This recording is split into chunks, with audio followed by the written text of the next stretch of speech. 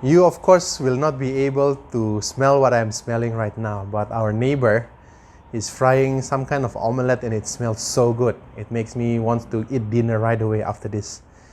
But don't you know that you and I are the pleasing aroma for the people around us? Just like what is being mentioned in 2 Corinthians chapter 2, verse 14 and 15. That we are a pleasing aroma that will spread this message of Jesus to the people around us.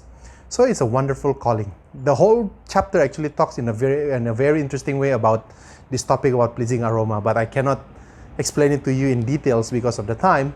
But I just like to bring this perspective that Paul also mentioned on verse 15 and a bit on verse 14. You and I are pleasing aroma that will bring joy and happiness to the people because of Jesus.